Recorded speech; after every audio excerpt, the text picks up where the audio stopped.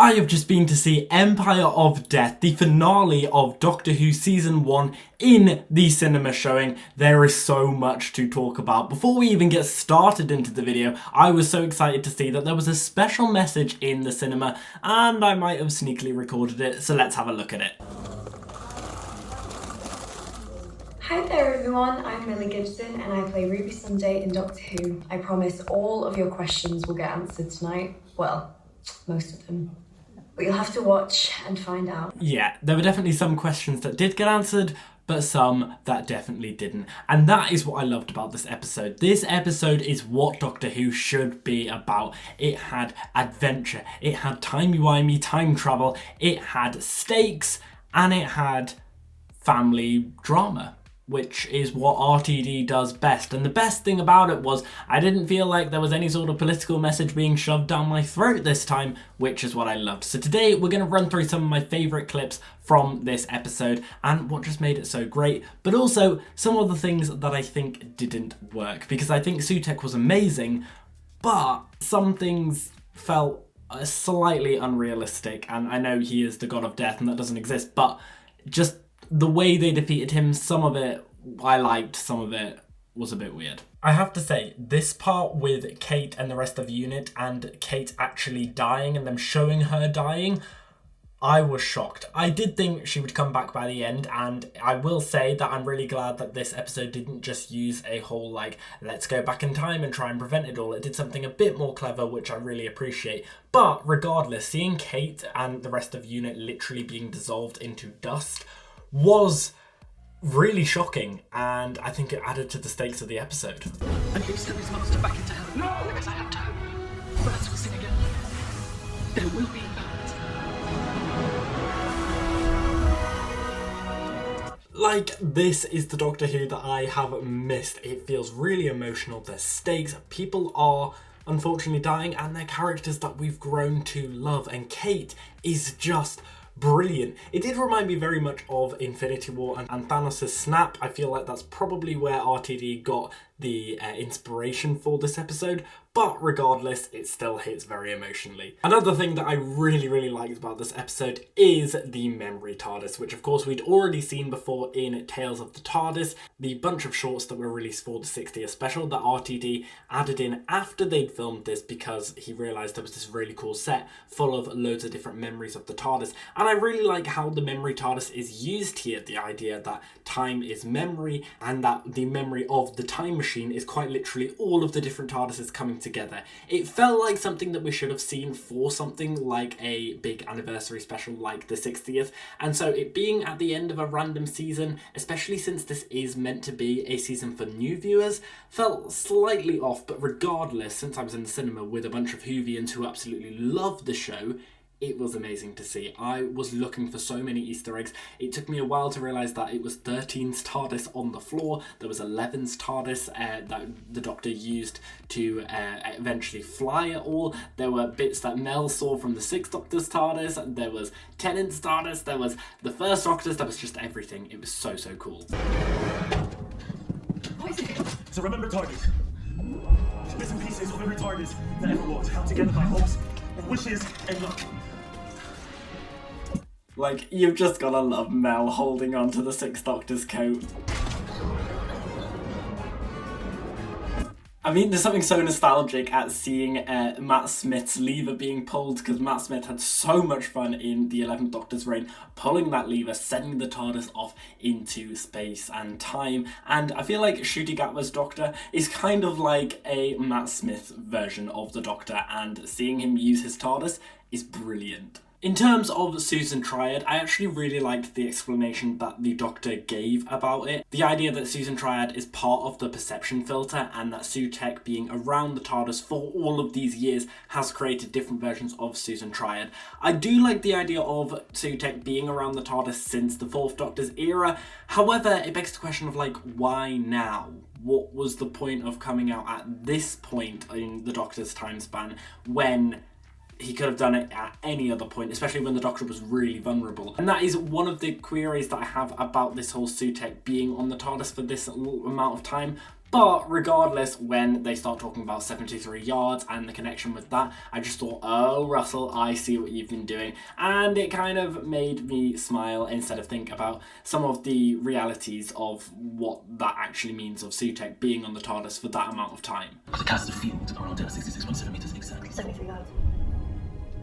How'd you know that? I don't know, I just do. And 73 yards was my favourite episode, and so having that mentioned just made it even better. And I will say, the emotional stakes hit hard in this episode. Watching the Doctor and Ruby and Mel look at the Earth basically being destroyed by this dust and then see that happening across all of time and space was really, really cool and hit me really hard. I honestly thought, how on earth are they going to fix this? And I think this hit the stakes well, whereas certain episodes in this season haven't. For example, in The Devil's Cord, the stakes were just all over the place because they wanted you to care about something so much when suddenly let's just have a music battle to take care of it. So I'm glad this one actually took itself seriously and it made it so much better.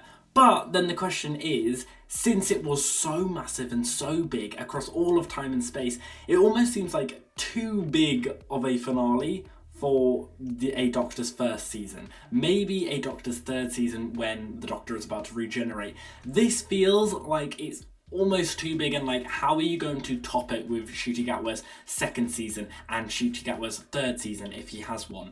It almost feels like it's too big. I'm not complaining that it's too big, like go big or go home, but I don't know, I'm just worried about the future. 1066. 2005. That line got me.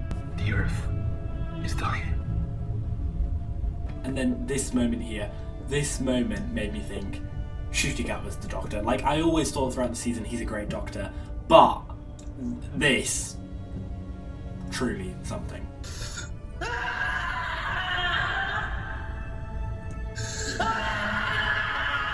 Ncuti Gatwa really sells the Doctor's pain, and it makes it really just dark and unsettling. And another thing that I love about this episode is that it involves past clips from Classic Who, and Sarah Jane Smith appears in this episode. Even though it's been 13 years now since Elizabeth Sladen has died, her legacy still remains. I mean, this part, I grinned so much when I saw it. And who are they, that woman and the man with the hair? Traveled in the TARDIS. Just brilliant. And then we come to how they destroy Sutekh. Firstly, I think the bit with Mel and Mel turning was really, really well done, and I think it's such a great moment for Mel's character, and I just really, really loved that part. And all the way up to this moment, I was loving every single second of it. And then we got to the point where we defeat Sutekh, which I do think is done really well, but there's one scene that's just to me felt really out of place and a bit too far, considering we're against the god of death himself.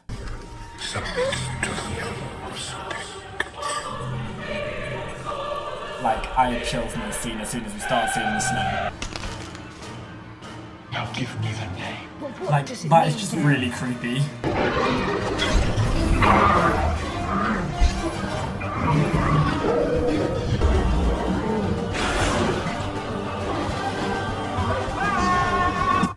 Like, I get the reason why they're using the rope and the gloves, and it's a nice callback to the Church on Ruby Road, and I really like how the season is all coming together and everything like that.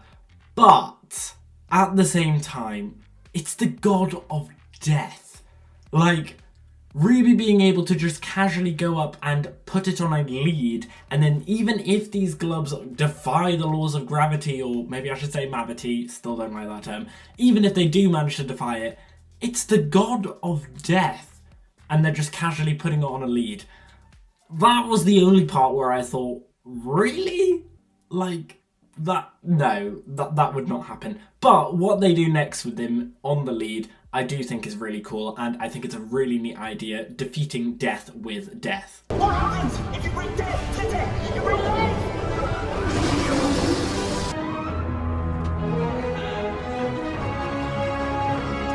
I absolutely loved it. And also the little sneaky relationship that they're adding in between the Colonel and Kate, I think is a really cool idea as well. And I think as a way to defeat the god of death by defeating death with death, I think is a really clever way to go. And I really like the way it's gone and how it is sort of time-wimey, but it isn't as simple as the Doctor going back in time and preventing it all from happening. But the whole thing with putting Sutekh on a lead just seems slightly unrealistic. And then we come to the final reveal of the episode, which is Ruby's mum, who turns out to be just an ordinary person. And it's the fact that she was an ordinary person, and the reason why everyone thought she was something so much greater was the reason why Sutekh was so involved. I really like that idea. Normally something like that would drive me insane, and I know some people, when I was leaving the cinema watching this, some people were saying, why isn't it someone who we know? And I think that is the point. It's meant to be just an ordinary person. And I'm actually glad it's not someone like the Trickster, even though I would love the Trickster to return. I'm kind of feeling okay about it being an ordinary person, and I get why it is. And I think that's such a cool idea. Plus, it allows for very emotional moments, and I think RTD's best traits are those human moments between family and family, like we saw with the Tylers or the Joneses or the Nobles. And this case, it does it really well again. Ruby Road, you left me by a church 19 years ago.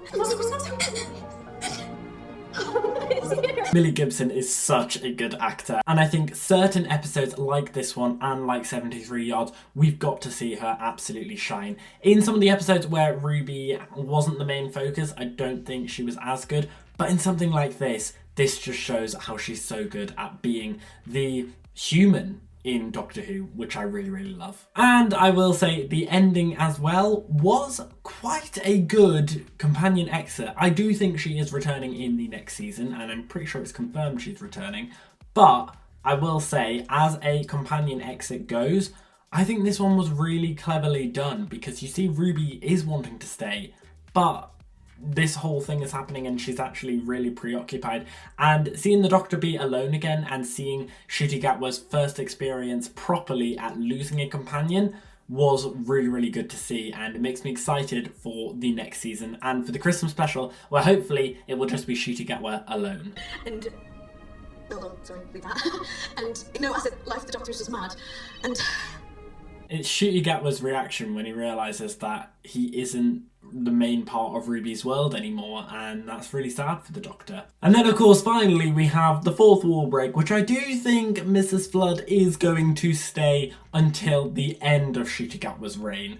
Definitely until his regeneration, and I think it's going to be an ongoing thing per season, which is really exciting. But this literally gave me chills. The Doctor.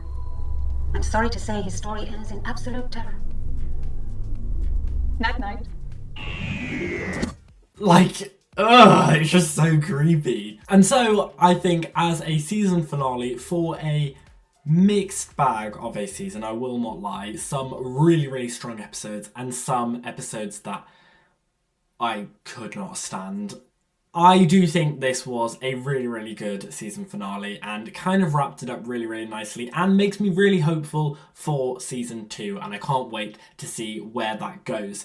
There were a few things, like I've said with this episode, that I had a few little nitpicks and a few things that I thought were just a bit ridiculous and wouldn't actually happen, even though we're dealing with gods of death. But I thought bringing back Sutekh and seeing the Doctor and Ruby Sunday work together was just brilliant to see. But anyway guys, that's the end of this video. I hope you have enjoyed it. If you have, make sure that you smash the like button down below and subscribe to the channel if you haven't already. Guys, let me know down below in the comments, what did you think of Empire of Death and this entire season of Doctor Who? And as always, we've been here on Gate of Theories. Thanks for watching, and I'll see you guys later.